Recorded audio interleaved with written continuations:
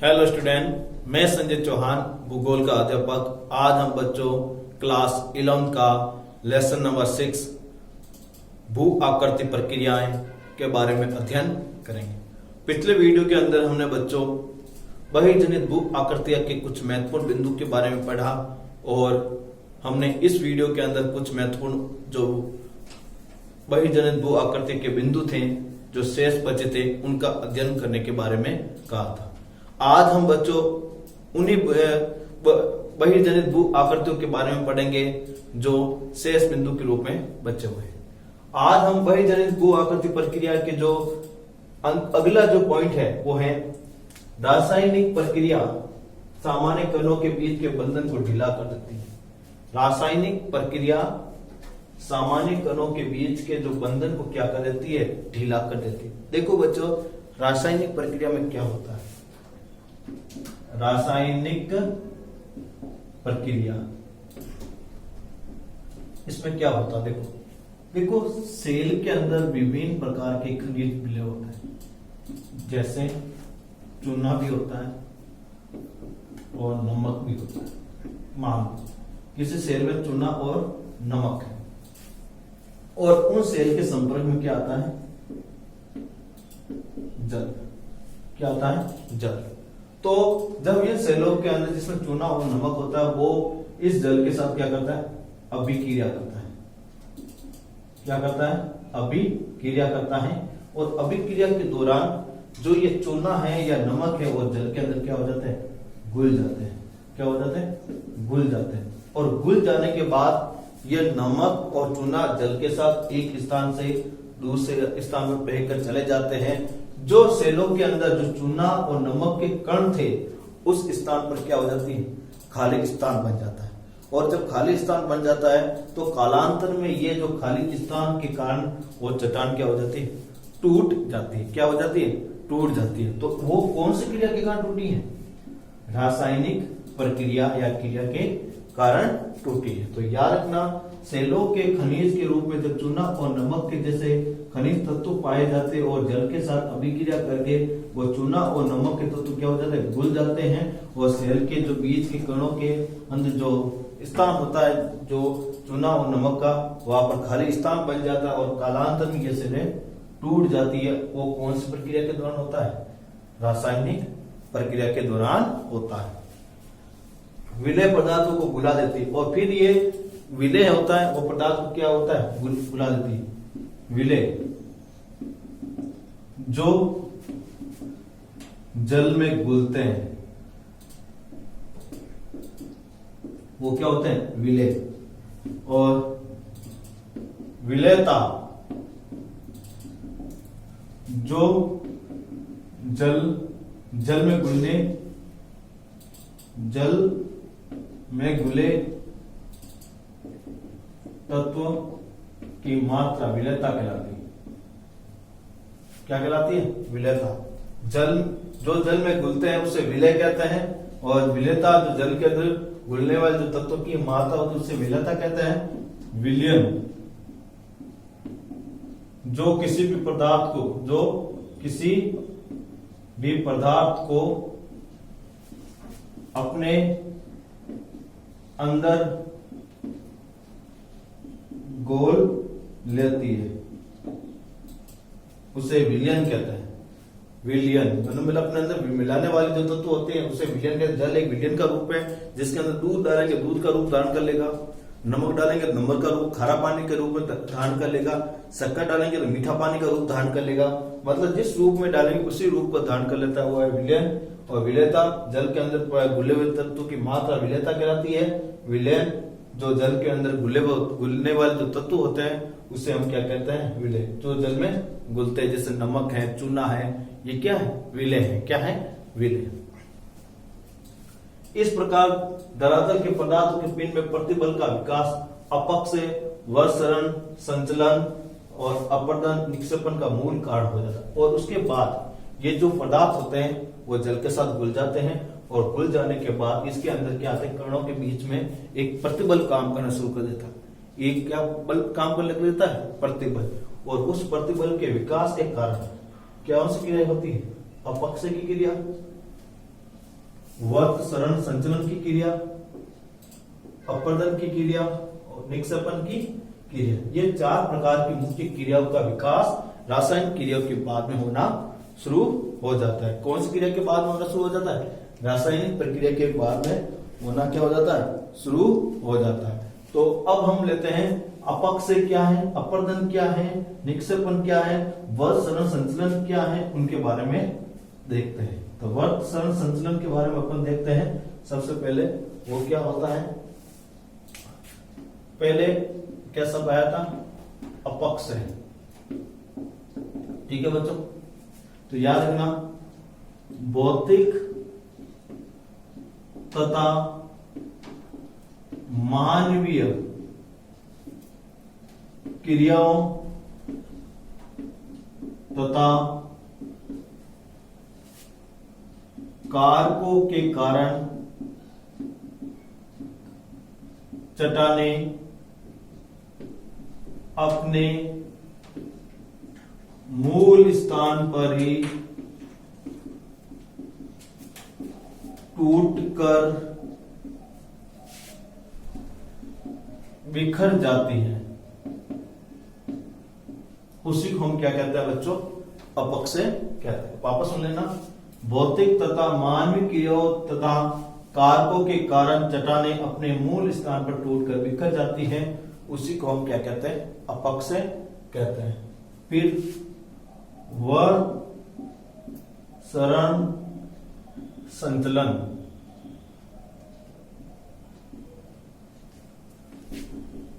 ढाल तथा गुरुत्वाकर्षण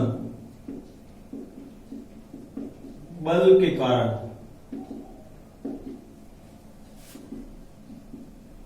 कोई पदार्थ उच्च से निम्न की तरफ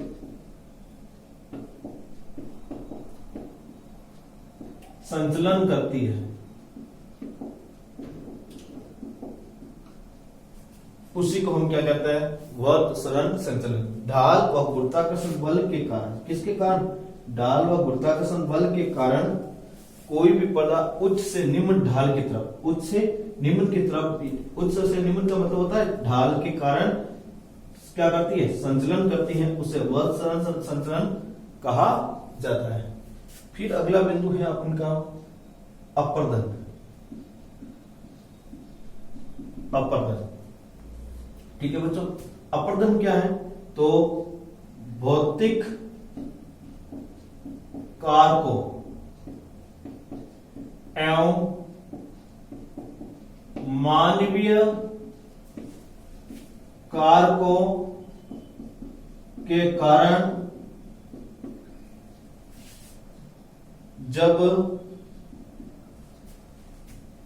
चट्टानी पदार्थ या फिर अपन शॉर्ट में वापस वही भाषा में लिखते हैं, भौतिक कारक या मानवीय कारकों के कारण मिट्टी व चट्टानों का कटाव क्या कहलाता है बच्चों? अपरदन कहलाता है। क्या कहलाता है? अपरदन। वापस सुन लेना बच्चों, भौतिक कारकों एवं मानवीय कारकों के कारण मिट्टी का जो और चट्टानों का जो कटाव होता है उसी को हम क्या कहते हैं? अपरदन कहते हैं। क्या कहते हैं? अपरदन। अगला पॉइंट है निक्षेपण।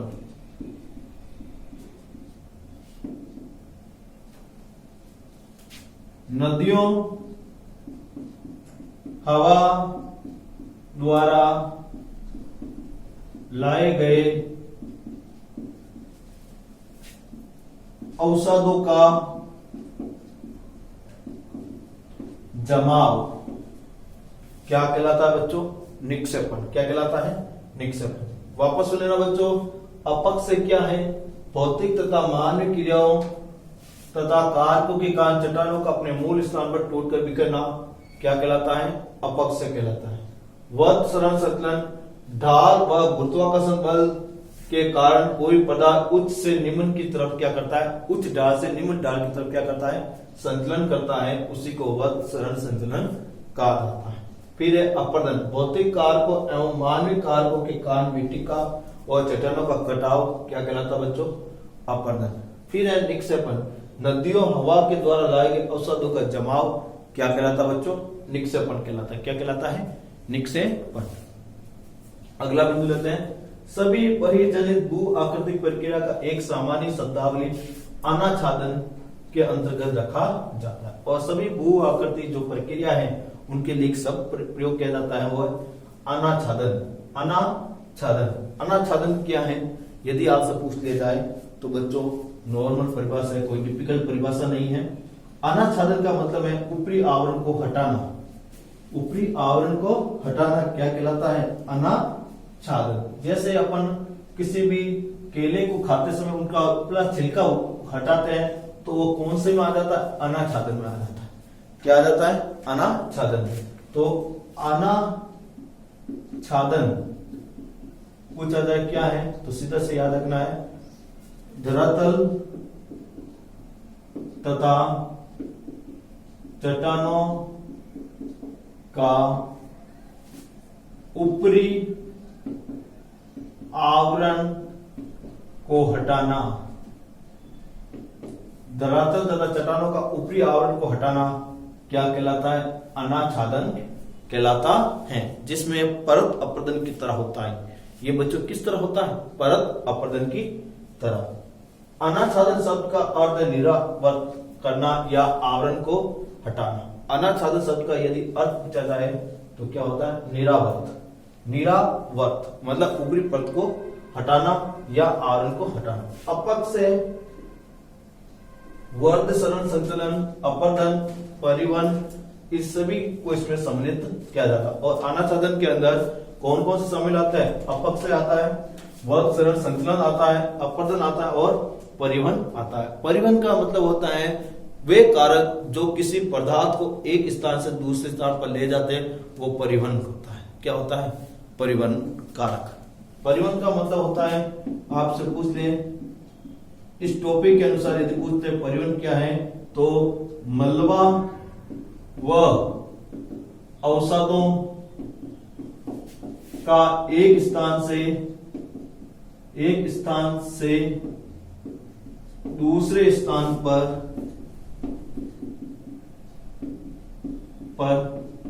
गमन करना क्या कहलाता है? परिवहन। यदि परिवहन कारक पूछे जाते हैं तो ऐसे कारक जो इन मलबा और औषधों को एक स्थान से दूसरे स्थान पर ले जाते हैं वो परिवहन कारक कहलाते हैं। जैसे हवा है, जल है, ये क्या है? ऐसे परिवहन कारक है जो पदार्थ और मलबा को बच्चों एक स्थान से क्या करते हैं? दूसरे स्थान पर ले जाते हैं। ठीक है बच्चों। अगला बिंदु, पृथ्वी के धरातल पर तापीय प्रवणता के कारण भिन्न भिन्न जलवायु प्रदेश पाए जाते हैं। और पृथ्वी के ऊपर क्या पाई गई है? तापीय प्रवणता। तापीय प्रवणता का मतलब होता है सभी स्थानों पर एक प्रकार का तापमान न होने के कारण ही उसे अलग अलग जलवायु प्रदेश पाए जाते हैं। तापीय प्रवणता का मतलब होता है अलग अलग प्रदेशों के अंदर अलग अलग तापमान का होना क्या कहलाता है? तापीय प्रवणता। और तापीय प्रवणता के कारण जलवायु प्रदेश है वो भी क्या होते हैं? अलग अलग प्रकार के पाए जाते हैं। आपको तापीय प्रवणता के बारे में थोड़ा सा मैं समझाता हूं बच्चों क्या होते हैं। यदि हम तापीय प्रवणता के बारे में पढ़ें तो आपको पता ही है कि हमारे धरातल के ऊपर सभी स्थानों पर तापीय प्रवणता एक समान नहीं है। आपको पता है ये कौन सी रेखा है? भूमध्य रेखा। कौन सी रेखा है बच्चों? भूमध्य रेखा। और ये रेखा कौन सी बच्चों? करक रेखा। और ये रेखा बच्चों मकर रेखा। ये करक रेखा ऊपर वाली हो गई और नीचे वाली कौन सी हो गई? मकर रेखा। और ये कौन सी हो गई? आर्कटिक रेखा।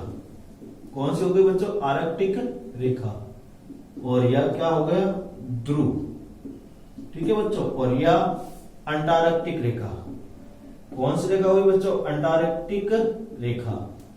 और यहां पर कौन सी हो जाएगी रेखा बच्चों? ये हो गया ध्रुव, जो दक्षिणी ध्रुव कहलाता है। ये दक्षिणी ध्रुव और ये उत्तरी ध्रुव। आपको पता ही है बच्चों सूर्य कर्क रेखा और मकर रेखा पर सीधा चमकता है। कर्क रेखा और मकर रेखा के बीच में ही क्या करता है? सीधा चमकता है। और जब सूर्य कर्क रेखा मकर रेखा के ऊपर सीधा चमकता है तो सबसे ज्यादा तापमान भी कहां होगा? कर्क रेखा और मकर रेखा के बीच में होगा। तो आपको पता ही है जैसे जैसे भूमध्य रेखा से दूर की तरफ जाएंगे तापमान क्या होता जाएगा, कम होता जाएगा, मतलब ताप प्रवणता देखने को मिलेगी। और उसी ताप प्रवणता के कारण वहां के जलवायु प्रदेश में क्या मिलता है, अलग अलग। जैसे या ताप अधिक होता है तो या कौन सा जलवायु प्रदेश मिलता है, उष्ण कटिबंधीय जलवायु प्रदेश, उष्ण कटिबंधीय जलवायु प्रदेश, ठीक है बच्चों। और यहां पर शीतोष्ण कटिबंधीय जलवायु प्रदेश, और यहां पर शीतोष्ण कटिबंधीय जलवायु प्रदेश, और यहां पर शीत कटिबंधीय जलवायु प्रदेश, ठीक है। और यहां पर भी कौन सा होगा, शीत कटिबंधीय जलवायु प्रदेश। तो आपको पता चला बच्चों, ताप प्रवणता की भिन्नता के कारण हमारे जलवायु प्रदेश में क्या हुए, अलग अलग हुए। अभी बता दिया आपको मैंने डायग्राम के माध्यम से, तो किस तरह इसमें परिवर्तन देखने को मिलता है। एक शब्द आया है जलवायु क्या है। यदि आपसे पूछते जलवायु क्या है, तो याद रखना बच्चों, किसी भी क्षेत्र के अंदर जब लंबे समय तक वायुमंडलीय दशा में जब परिवर्तन होता है, उस प्रवृत्ति को क्या कहा जाता है, जलवायु कहा जाता है। क्या कहा जाता है, जलवायु। एक बार मैं फिर से रिपीट करता हूं बच्चों, किसी क्षेत्र में लंबे समय तक जब वायुमंडलीय दशा में जब परिवर्तन होता है तो उसको क्या कहा जाता है, जलवायु कहा जाता है। जो अक्षांशीय और मौसमी और जल और थल विस्तार से भिन्नता के कारण भी उत्पन्न होता है। देखो, अक्षांशीय भिन्नता के कारण भी तापमान में परिवर्तन आता है, मौसमी भिन्नता के कारण भी तापमान में परिवर्तन आता है, और जल और स्थल के विस्तार के में भी तापमान में क्या आता है, परिवर्तन आता है। जैसे हम बताते हैं अक्षांश विस्तार के अनुसार, आपको पता होना चाहिए बच्चों, प्रति अक्षांश यदि हम देखते हैं तो 0.5 सेंटीग्रेड, 0.5 सेंटीग्रेड जो तापमान होता है वो परिवर्तन होता है। कितना होता है, 0.5 सेंटीग्रेड तापमान प्रति अक्षांश परिवर्तन होता है। और इसी के आधार पर हम देखते हैं तो भूमध्य रेखा पर सूर्य सीधा चमकने के कारण सबसे ज्यादा तापमान पाया जाता है। वो जैसे जैसे दूर की तरफ जाएंगे हम, तो सूर्य की किरणें क्या हो जाएगी, तिरछी होगी। क्या होगी बच्चों, तिरछी होगी। उस कारण से तापमान में क्या होगा, कम पाया जाएगा। फिर मौसम आपने देखा होगा, सर्दी में तापमान कम होता है और गर्मी में तापमान क्या होता है, अधिक होता है। तो मौसम के अनुसार भी तापमान में क्या देखने को मिलता है, परिवर्तन देखने को मिलता है। और फिर जल और थल का विस्तार, आपको पता है जल है वह तापमान हमेशा क्या रहता है, सामान्य रहता है। कैसा रहता है, सामान्य, मतलब ना ज्यादा बढ़ता है ना ज्यादा घटता है, लगभग उसी के अनुसार जो तापमान औसत होता है वो औसत ही बना रहता है। उसका क्या कारण है कि जल का जो वास्तविक गुण है वो धीरे धीरे गर्म होना, धीरे धीरे गर्म होना और धीरे धीरे क्या होना, ठंडा होना।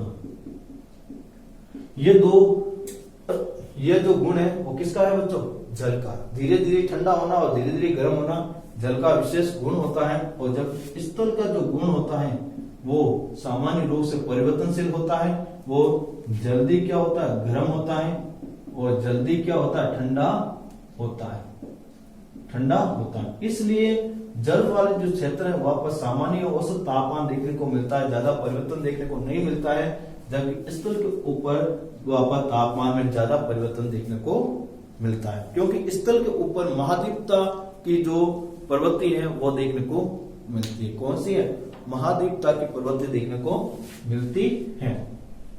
अब हम लेते हैं बच्चों नेक्स्ट बिंदु के बारे में कि ये क्या कहते हैं।